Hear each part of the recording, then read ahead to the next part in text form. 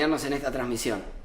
Antes de comenzar, querríamos compartir contigo algunos materiales sobre el tema de hoy que podrían resultar de interés. En el chat te vamos a dejar los enlaces. Primera llamada.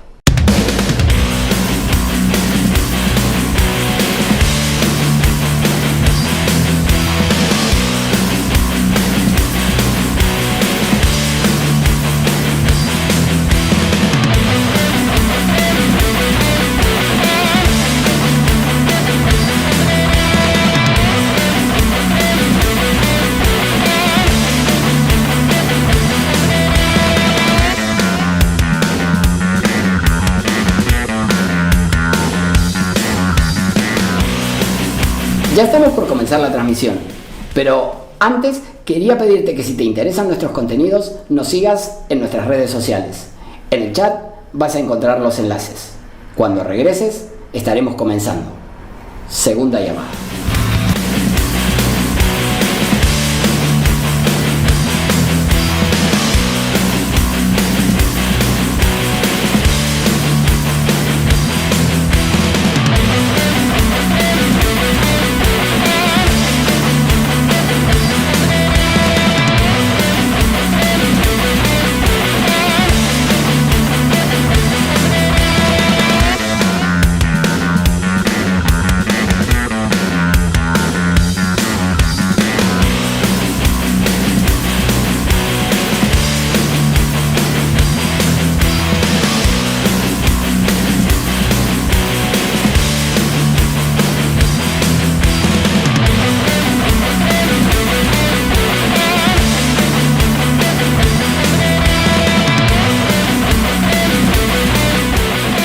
Esta es la tercera llamada. Comencemos de una vez.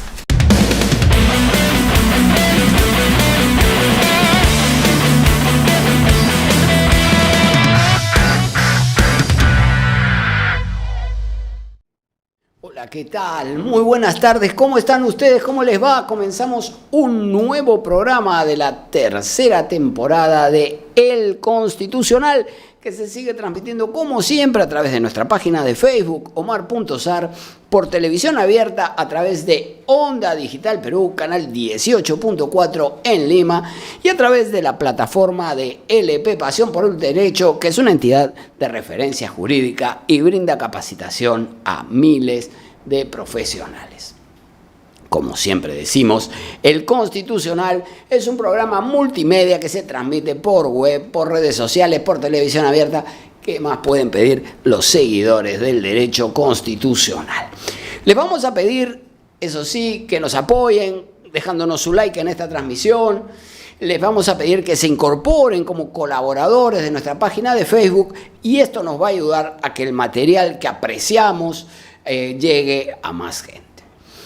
Luego de la presentación que estamos realizando el día de hoy, vamos a entrevistar al doctor Carlos Hackanson Nieto. El profesor Hackanson es docente, especialista en Derecho Constitucional. Él dicta clases en la Universidad de Piura, ha sido decano de la Facultad de Derecho de la Universidad de Piura, y vamos a conversar con él sobre estos temas relacionados con la reforma constitucional y la disolución del Congreso.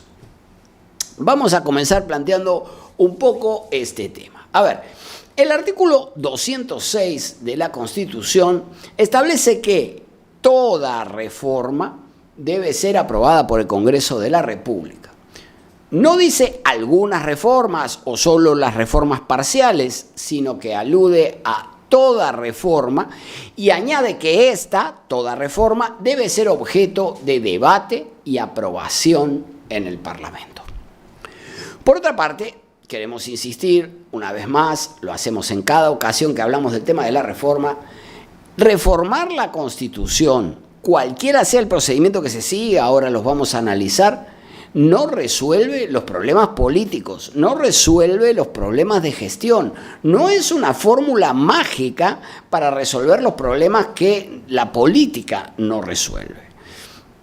Si la Constitución tuviera una disposición que diga no existen más problemas, no existe más pobreza, nada va a cambiar al día siguiente. Se requiere el marco constitucional como regulación del sistema y luego se requiere que los operadores del sistema hagan el trabajo. Se requieren políticas públicas de salud, de educación, etc. Es decir, se requiere gestión. Y además se requiere marco normativo a cargo del Congreso. Es decir, cada órgano tiene que cumplir su tarea en el marco de la Constitución. Reformar la Constitución no va a resolver nuestros problemas.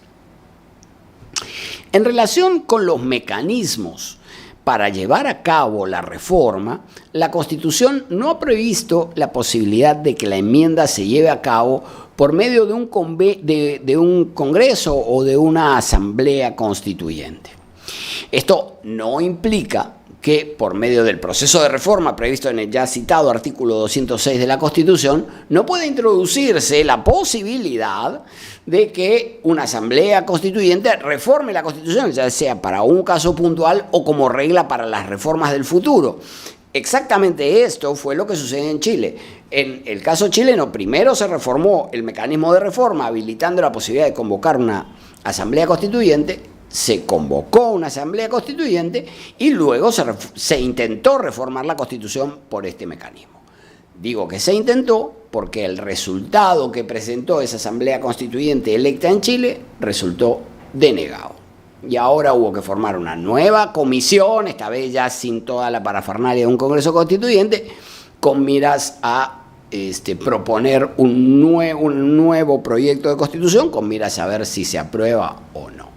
Así que en nuestro medio no existe reforma por una asamblea constituyente, no descarto la posibilidad de que pudiera incorporarse como mecanismo. Tenemos el antecedente de lo que sucedió en la Constitución chilena.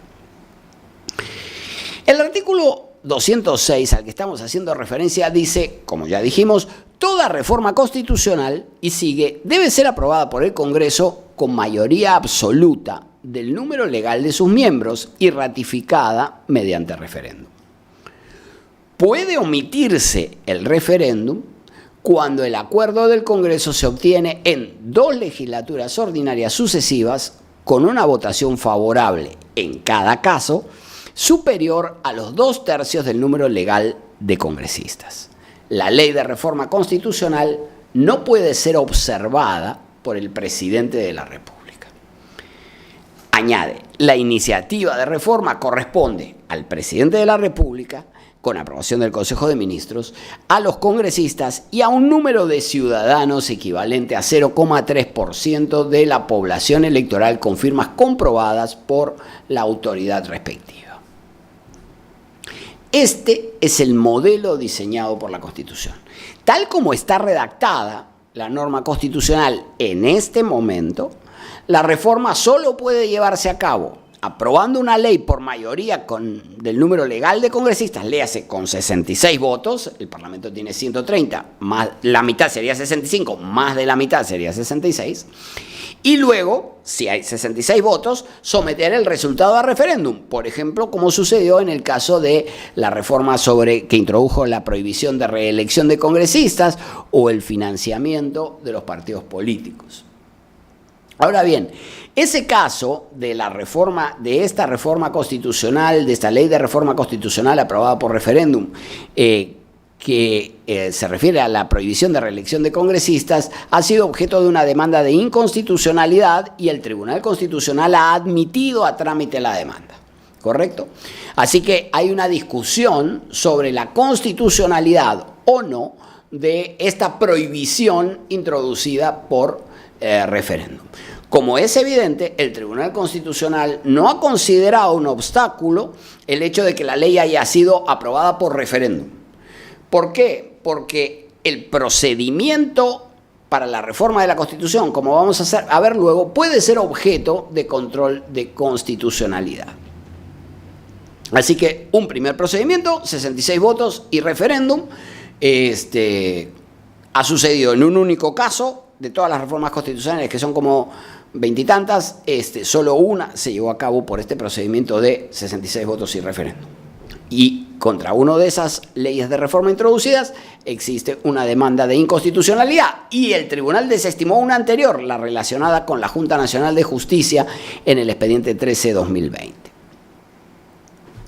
Por otra parte, como se ha señalado, el mismo artículo 206 añade que podría omitirse el referéndum si la aprobación de la ley se lleva a cabo con 2/3 del número legal de congresistas, es decir, con 87 votos, votando 2 veces, la primera en una legislatura ordinaria y la segunda en la legislatura ordinaria siguiente. La idea del constituyente es espaciar el debate entre las reformas constitucionales, que no se lleve a cabo inmediatamente. Esto es particularmente importante en un parlamento unicameral, donde no hay nueva reflexión en una segunda cámara, ¿correcto? Entonces, la idea del legislador es que se apruebe en una legislatura, que termine la legislatura, empiece una nueva legislatura y recién después de este periodo de enfriamiento volver a discutir la reforma constitucional. Cabe tener en cuenta que si exceptuamos, como decíamos antes, la última reforma constitucional que mencionamos, la relacionada con la prohibición de reelección de congresistas, del financiamiento de partidos, etc., todas las demás enmiendas, que son, como decíamos, unas 20, se han aprobado por este procedimiento de 2 legislaturas ordinarias sucesivas. Y sin convocar a referéndum, por ende, es decir, con solo la aprobación parlamentaria.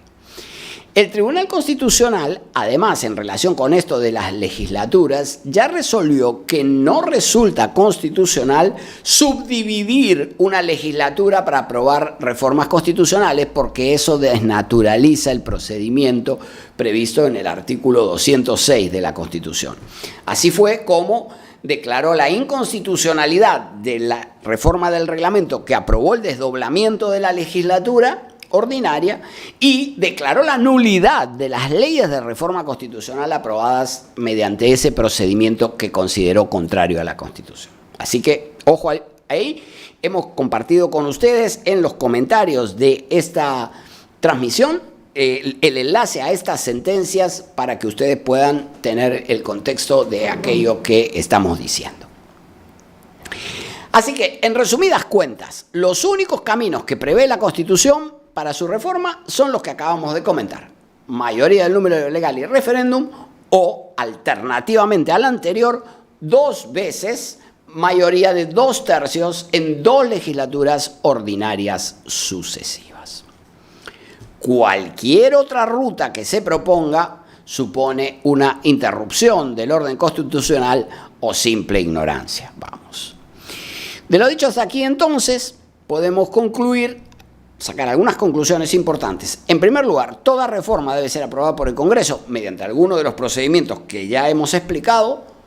Y segundo, el resultado del proceso de reforma es la aprobación de una ley de reforma constitucional que se incorpora a la Constitución y que el presidente de la República, como ya hemos dicho al leer el artículo 206, no puede observar.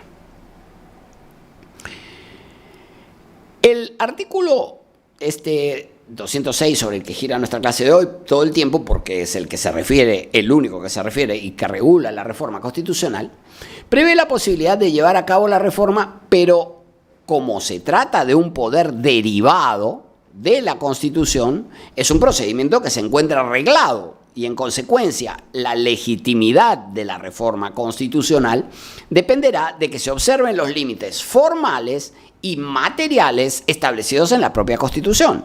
Por eso mismo, porque es un proceso reglado el de reforma de la Constitución, es que el tribunal ha dicho que puede controlar la constitucionalidad de las leyes de reforma.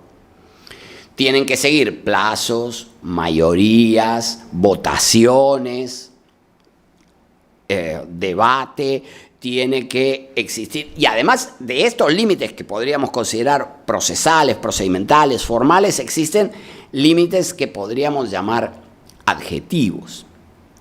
Así que vamos a ver esto. El Tribunal Constitucional, sobre este asunto de la reforma, ha dicho que la existencia de un poder constituyente derivado implica la competencia del Congreso para reformar preceptos no esenciales de la Constitución conforme a lo previsto en su mismo texto. Por ello, se caracteriza por ser limitado jurídicamente y posterior. Queda claro entonces que existen límites formales y que estos se refieren a la determinación de qué entidad puede realizar la reforma, qué procedimiento debe seguir para ello, la mayoría que debe contar, y si es que se debe plantear un referéndum que confirme o no esa reforma. Y existen también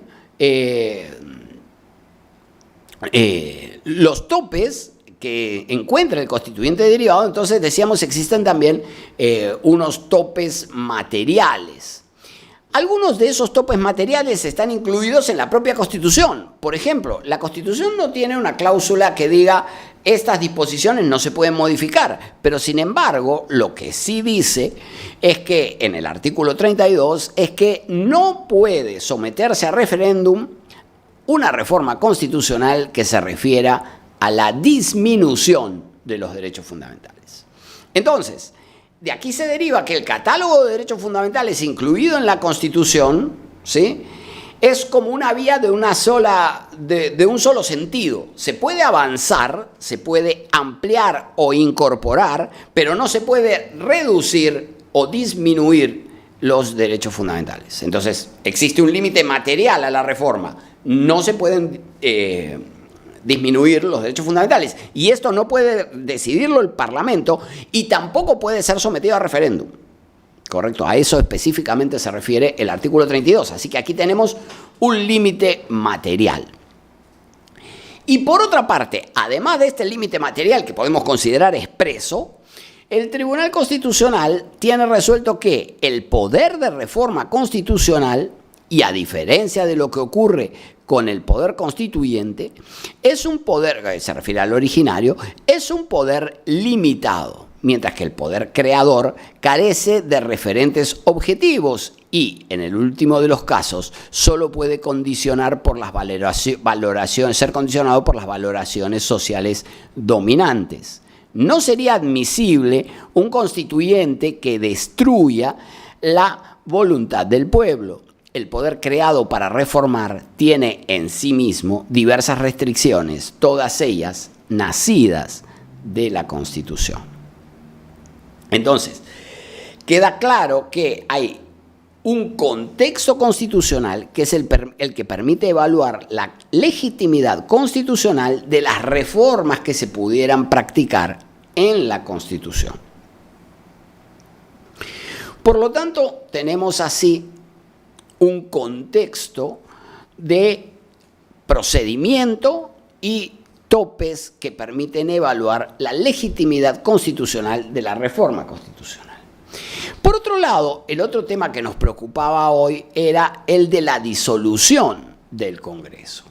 Recientemente, el presidente del Ecuador, el señor Guillermo Lasso, emitió un decreto disolviendo el Congreso de ese país y dio lugar al desarrollo del mecanismo que en aquel país se conoce como muerte cruzada. ¿Y por qué muerte cruzada? Porque es el resultado de esa convocatoria de elecciones que realiza el presidente supone la disolución del Congreso, pero además también la caída del Poder Ejecutivo y se debe elegir tanto, se debe llevar a cabo, una nueva elección general que incluya tanto la elección del Congreso como del Poder Ejecutivo. Entonces, el Ejecutivo decide disolver y a su vez, él mismo se ve arrastrado en el proceso de convocatoria a elecciones generales.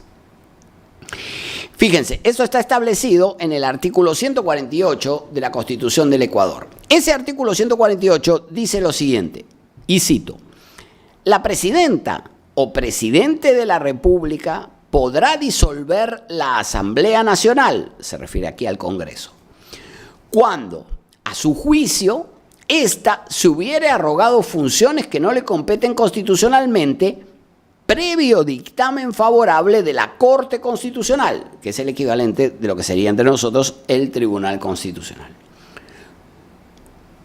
O, si de forma reiterada e injustificada, obstruye la ejecución del Plan Nacional de Desarrollo o por grave crisis política y conmoción interna.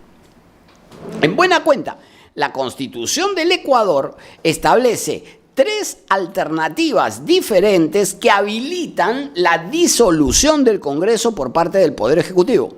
Primero, que el Poder Ejecutivo sostenga que el Congreso se ha arrogado funciones que no le competen constitucionalmente. Pero para que esto opere la disolución se efectivice, tiene que existir previamente un dictamen favorable de la Corte Constitucional. Es decir, la Corte Constitucional tiene que decir, efectivamente, el Congreso de la República, la Asamblea Nacional, se ha arrogado una competencia de la que carece.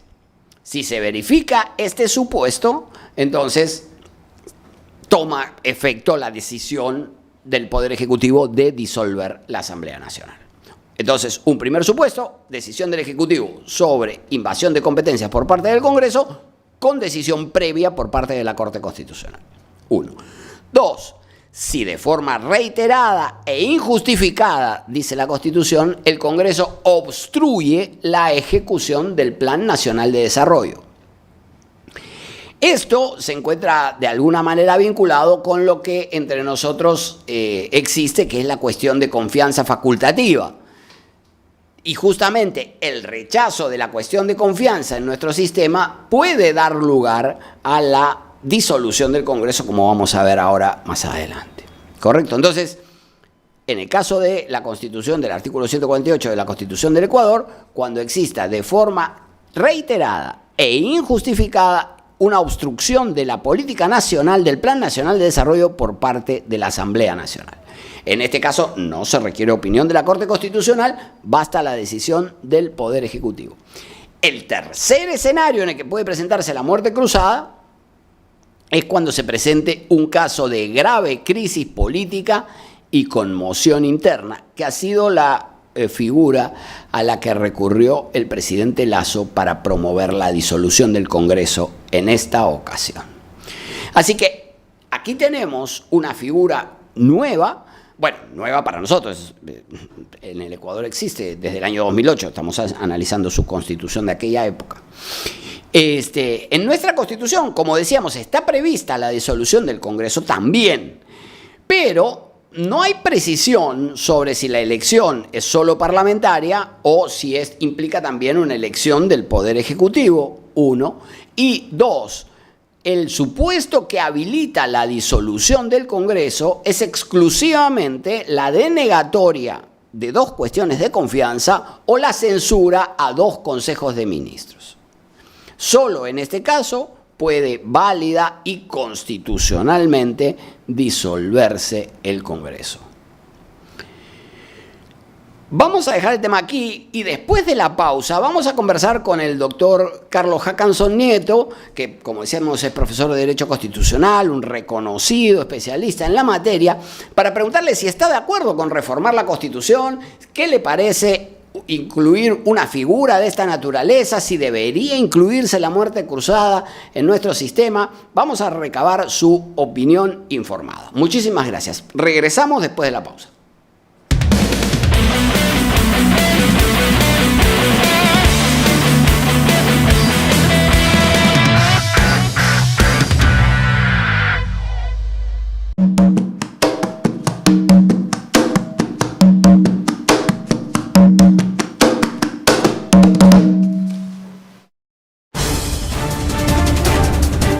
Miércoles a las 9 de la noche los espero en Lapsus por Onda Digital Perú para que sepas la verdad, para que te enteres lo que realmente debes saber y para que no te dejes engañar por otros que siempre mienten o engañan a la población. Lapsus, Onda Digital Perú, miércoles 9 de la noche.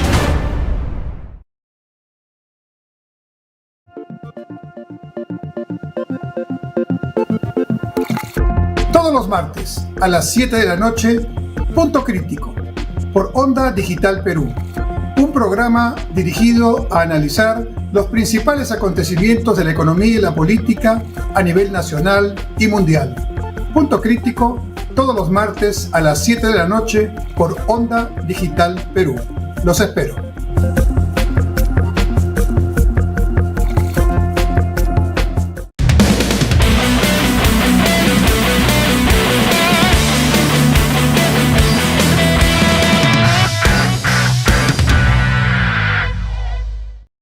Muy bien, muchas gracias.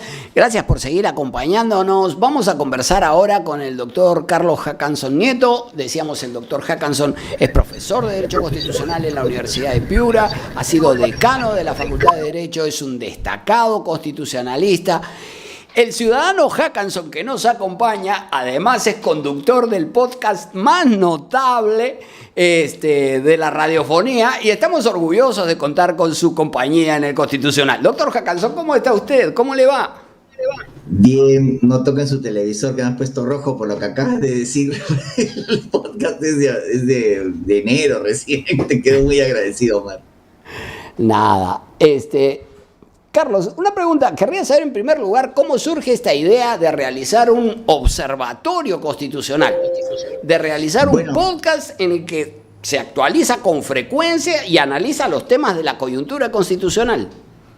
Mira, como sabes, tengo la columna pues en Correo, ¿no? Que el título es Observatorio Constitucional, pero en los tiempos de ahora, pues la columna la colocaba en mi blog y luego el blog se difundí en LinkedIn y en Twitter, pero luego descubrí el tema del podcast porque pude ver un programa que me interesó y dije la verdad que, bueno, tiene que ser en poco tiempo, uno tiene que ir al grano, la gente no tiene tiempo para escuchar mucho, y decidí hacer un resumen de justamente la noticia que divulgo pues en los medios que te he comentado, ¿no?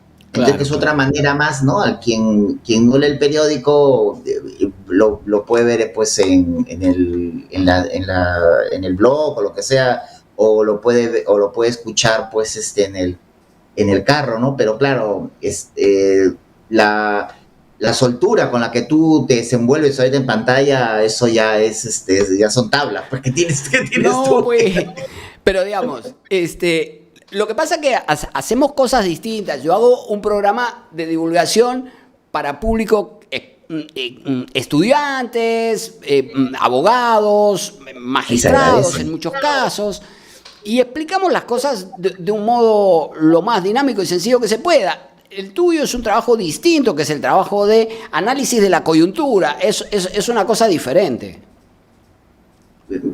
Sí, bueno, estamos, digamos, en lo mismo. Quizá la manera de presentarlo es distinta, pero evidentemente explicarlo de manera sencilla como haces tú es mucho más difícil, Omar. Eso sí, es mucho más difícil. No. En fin, Carlos, una pregunta. ¿Para qué sirve reformar la Constitución? ¿Debería modificarse la Constitución vigente? ¿Cómo lo ves? Bueno, parto de la idea que las constituciones nacen para regir, ¿no? Pueden y deben reformarse cuando sea necesario, pero no derogarse, ¿no? Entonces, bajo esa pauta, diría que no me puedo quedar en que las reformas sean solamente una técnica, que lo son, sino también tienen que en ellas haber un propósito, ¿no? Yo más que, cuando hablo de la reforma constitucional, no hay que quedarse solo en lo positivo, en la norma en sí, o como que el Perú se va a componer, o la forma de gobierno se va a componer solamente con normas. Yo lo que creo es que el cambio válido es aquel que es capaz de producir, a su vez, un cambio de comportamiento en el sistema político, ¿no? Entonces, no es tanto la cantidad, sino la calidad. O sea, por ejemplo, la Constitución del 79 tuvimos cuando era bicameral, esa disposición que el candidato a la presidencia podía ser candidato al Congreso, al Senado, ¿no? Y eso, por ejemplo, de alguna manera, para un país sin partidos, sin sistema de partidos, sin organización política, permitía, como un pulmón, de alguna manera mantener vigente al candidato que se quedaba que no alcanzaba la segunda vuelta, o si alcanzaba, de todas maneras llegaba, por ejemplo, a tener una curul, porque era el número 1 del Senado, ¿no? Claro, pero que era sin duda un personaje político relevante. De hecho, participa en una contienda presidencial. Entonces, no llegó a resultar electo, pero la posibilidad de que postule de alguna manera hace que los líderes de los partidos no estén fuera del sistema y tiren piedras contra el sistema, sino que participen del mismo y deliberen como parte de la Cámara Alta, ¿no? Así es. Y tienen y pueden organizar su bancada. Puede también fomentar lo que en política es imprescindible, que es la lealtad, ¿no? Un partido puede no tener dinero y ser partido, puede no tener local y ser partido, puede no tener muchos militantes y ser partido, puede tener al menos pues ya ni siquiera un líder, un dueño, como pasa ahora. Y en fin, lo que no puedes es tener es lealtad. Sí, y puedes tener muchos locales porque los has alquilado y ser una cáscara vacía, ¿no?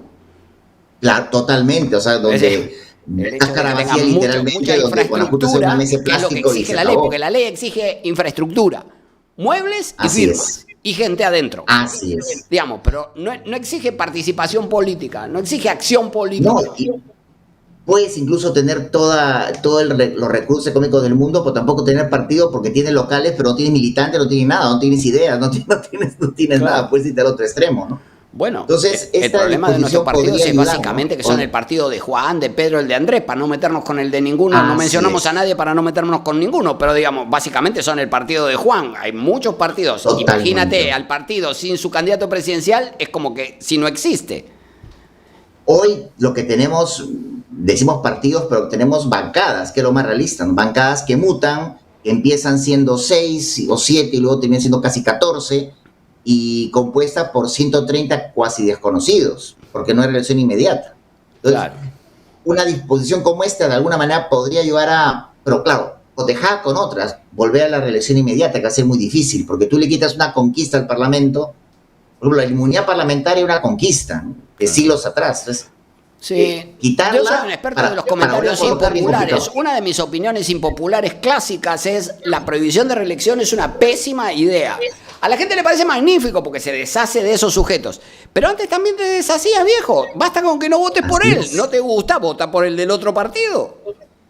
El porcentaje era muy mínimo, el que era reelecto, y luego eran personas que se nota que los que lograban la reelección. Youtubers y todo lo demás, que está bien, pero los comentaristas, pero porque tiene un capital político importante de analizar la coyuntura, y los invitan, están en programas, pero porque eran útiles y formaban a la generación siguiente, que siempre aparecían, y eso se ha perdido de golpe, ¿no? Y además que conozcan la mecánica parlamentaria, que conozcan las herramientas parlamentarias, que conozcan el reglamento del Congreso, que es algo que no necesariamente te sientas y adquieres el conocimiento por imposición de mano. De hecho, lo que pasa en el Perú es que el ex parlamentario se convierte en asesor parlamentario, es algo que creo que pasa solo en el Perú. Sí, claro. O sea, es decir, el ex parlamentario, no es ningún demérito, ojo, pero me refiero que, claro que no. En realidad, otro trabajo es digno, pero no se le explota de una manera, digamos, adecuada a una persona con experiencia. La tienes que someter al proceso electoral y se obtiene representaciones porque representa a su electorado. Entonces tiene que tener un espacio.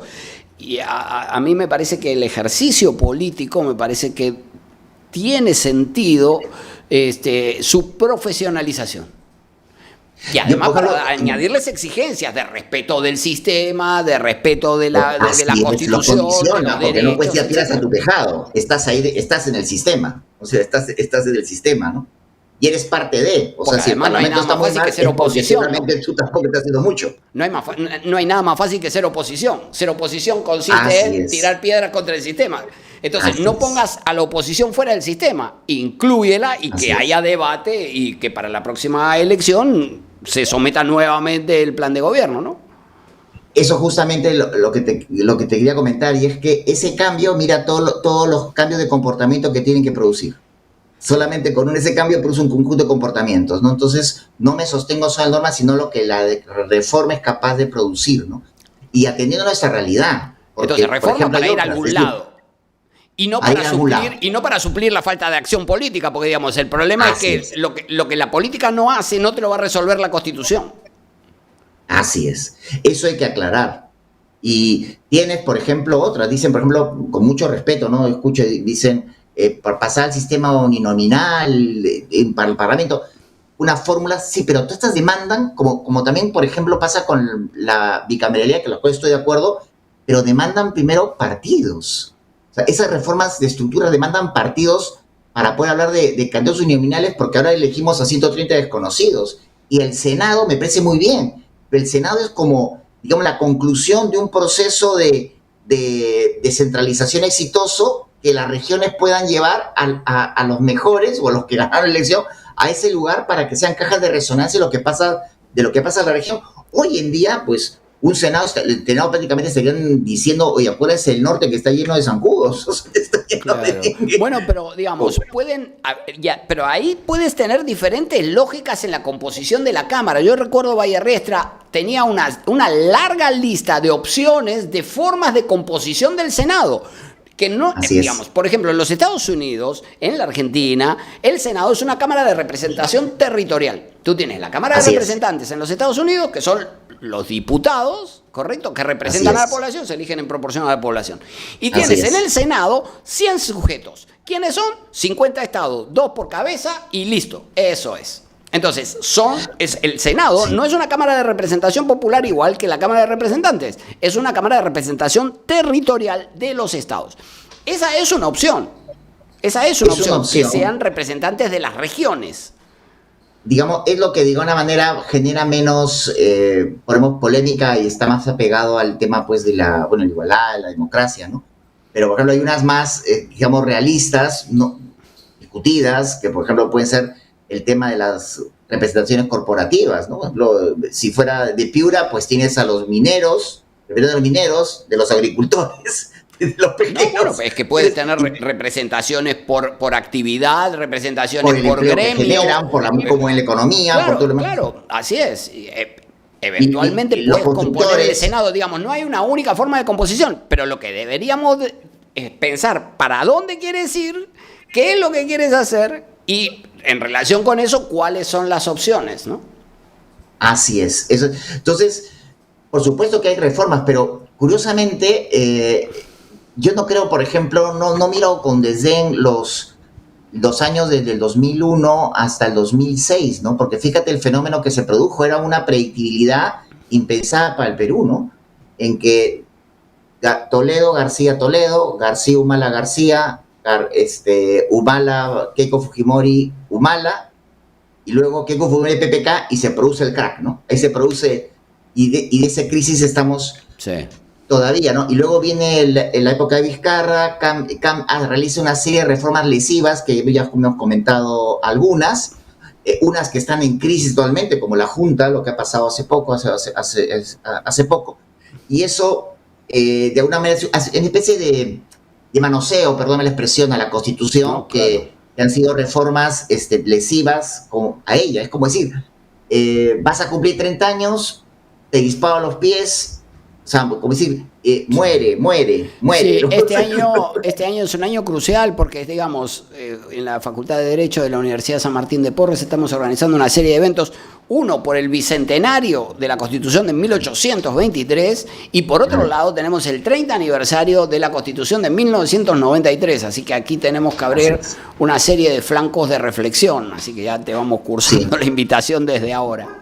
Ay, bien, bueno, encantadísimo. Tú sabes que yo cuando veo las constituciones, uno puede ver en las constituciones peruanas uno puede ver esas etapas interesantes que viendo las 12 constituciones del Perú, ¿no? La etapa de la consolidación de la independencia, ¿no? La de 23, 26, 28. Por el 28 pedimos una oportunidad que esa constitución pudiera ser de una manera la que reciba las reformas, no cambiar, ¿no? Claro. Es la consolidación, pero ahí está unitario, república, régimen presidencial, ¿no? Y luego las constituciones de la pugna, liberales, conservadores, ¿no? 34, 39, 56, 60, 67, y el 60 empieza el equilibrio con la aparición del Consejo de Ministros, su presidente, ¿no? Y la interpelación, ¿no? Y luego pasas a la otra etapa, que es la del tránsito al Estado Social, la 20 y 33, y luego a la etapa de la internacionalización de derechos humanos, 79 y 93, que entra pues los tratados, catálogos de derechos humanos, jurisdicción supranacional, tribunales constitucionales, ¿no? Entonces, a pesar de haber tenido varias constituciones, uno puede de alguna manera encontrar etapas, pero que quizá debió de haberla recibido una o dos constituciones, o por ejemplo la del 28 o la del 60, ¿no? Pero hemos decidido cambiarlas y hoy es más difícil porque era, como tú sabes, la constitución con mayor jurisprudencia en la historia del Perú. Esta constitución tiene un arraigo que no ha tenido otras. Sin duda. Carlos, por último, queríamos conversar un poco brevemente sobre el tema de la disolución del Congreso.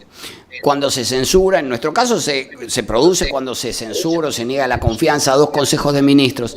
Y comentábamos la experiencia de nuestros vecinos del norte a propósito del decreto que firma el presidente Lasso disponiendo la disolución de la Cámara en esta figura que establece el artículo 148 de la Constitución que recién comentábamos.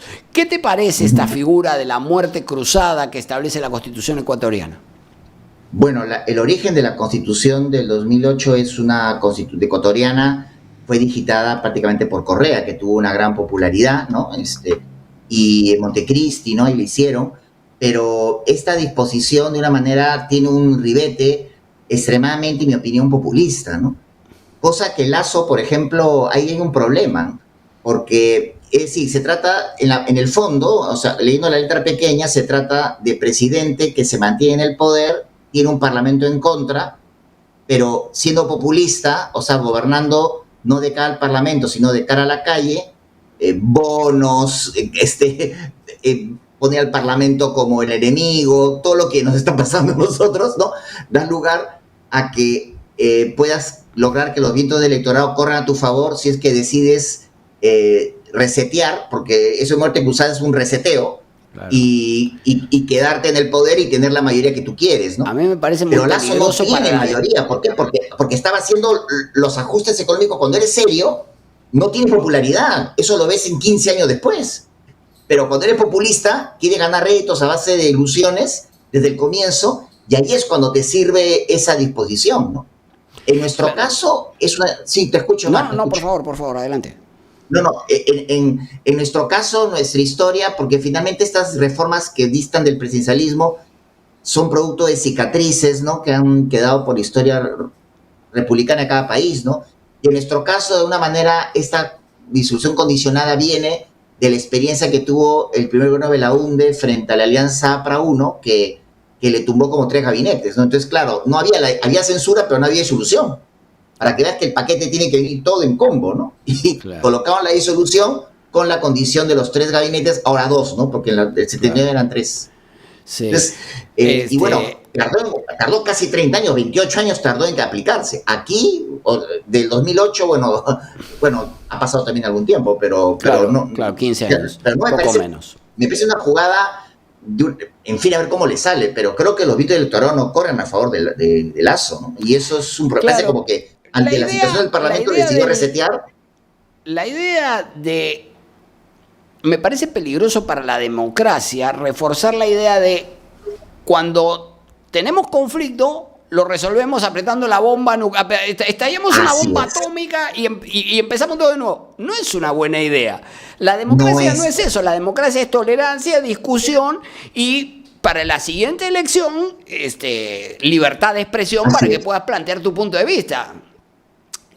Gobierna el que gana y formula políticas alternativas el que pierde. Así es. Hay un diálogo, digamos, mudo, por decir así, entre el gobierno y la oposición con el tema de la disolución, que es lo que debería ser, ¿no? Es decir, para mí es una institución en el Perú, hablando del Perú, disuasoria. Claro. Es una realmente disuasoria. Es decir, ya, me has tumbado 2 gabinetes, ¿no? Muy bien, sabe lo que tienes que hacer, ¿no, Parlamento? Pórtate bonito, ¿no? Porque te puedo tumbar. Entonces, allí de una manera tiene que haber una moderación, ¿no? Hay una moderación. Una moderación que de una manera, el país le piensa perdiendo moderación en que no sea tan duro, porque de una manera ya se va a ir, ¿no? Y eso, por ejemplo, debería producir un cambio de comportamiento, ¿no? Pero no era para... Es decir, haz política, ¿no? No disuelvas, haz política, ¿no? Y por otro lado, no te dejes de disolver, dialoga, ¿no? Busca puntos intermedios. Y eso demanda unas aptitudes, unos perfiles que ahora estamos peor, porque tampoco tenemos una clase política porque ha sido de una manera eliminada con la no elección inmediata. Hubo parlamentarios que incluso no estaban en contra de la vacancia presidencial, contra Vizcarra incluso, que a lo mejor planteaban ponerlo contra las cuerdas y exigirle que nombre un primer ministro de garantías, ¿no? Para que él quede un poco postergado y un primer ministro de garantías con un gabinete, pero esas fórmulas no se ensayaron y la vacancia generó, luego la disolución generó la vacancia, mejor dicho. Y eso fue que están en la calle, la caja de Pandora fue la caja de Pandora, a ver quién la guarda, ¿no? Sí, porque es cierto que la salida, como la decide la ciudadanía, al fin y al cabo supone regresar a la fuente. Pero digamos, me parece que es un problema reforzar la idea de que tenemos la opción de apretar el botón nuclear, incendiar el sistema y volver a empezar. Incendiar el sistema trae problemas, no soluciones. Bueno, no sé, esa es mi opinión. Fíjate, no. ¿Te imaginas esa disposición en el año julio de 2021 con Pedro Castillo en el poder? Es dedicarte a viajar por el Perú a hacer populismo y de pronto cuando crees necesario apretar el botón y tratar de tener de alguna manera una mayoría y te deshaces del Parlamento de una mayoría y control, ¿no? Entonces, cuidado, ¿no? Entonces, es una herramienta que promovida por el populismo, ¿no? Pero repito, lo que ha hecho Lasso habría que ver, pero no creo que los votos del electorado corran a su favor. ¿Y por qué? Porque no ha tomado medidas populistas, ha tomado medidas más drásticas y claro.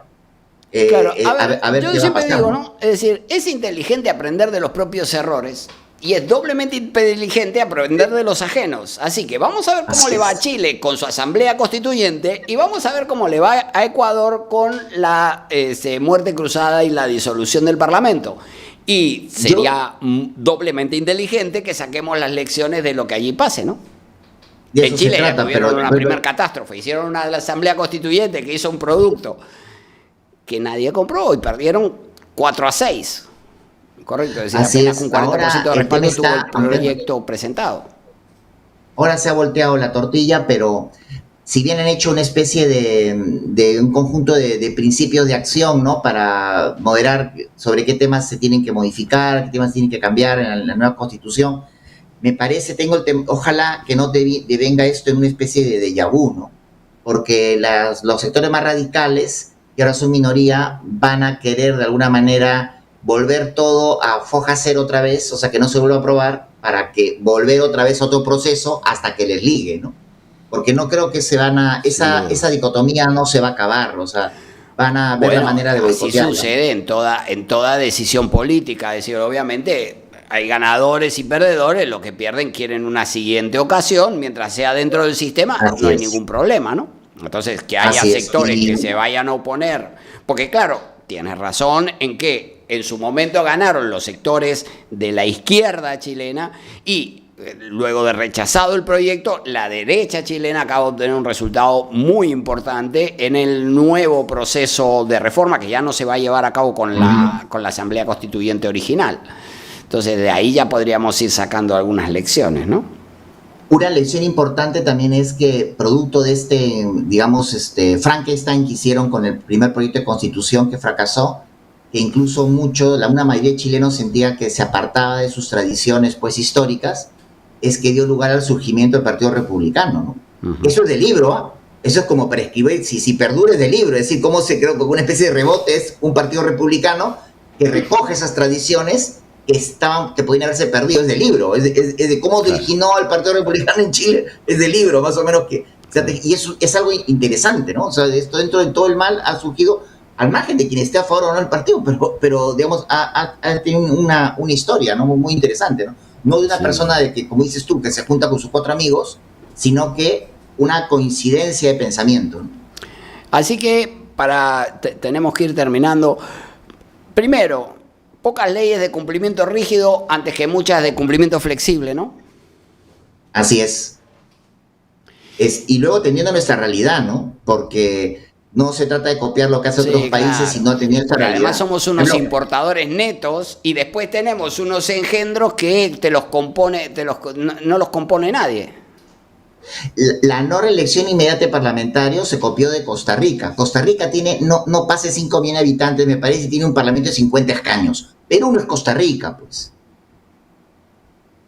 Perú no es Costa Rica. Entonces, claro. Tú no puedes hacer hecho comparado con eso, ¿no? Con ello, ¿no? Sí. México tuvo esa experiencia y fue fatal.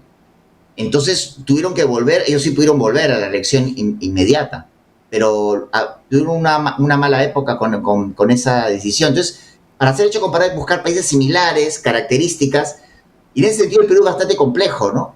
Pero, repito, no creo, siendo la Constitución con mayor desarrollo jurisprudencial y que ha tenido más alternancia política, no todo estaba mal. Hay que hacer ajustes, por supuesto, pero también está en que el tribunal ha, de una manera interpretado la Constitución que hasta sus disposiciones más radicales las ha atenuado. En materia laboral, las ha atenuado. Entonces, y eso es propio de los magistrados. Pero no somos un país en que también tenga que relucir lo bueno, ¿no? Nos dedicamos a disparar lo malo, pero evidentemente hay mucho por hacer y hay ajustes por realizar, pero con mucho, es cirugía. Es cirugía.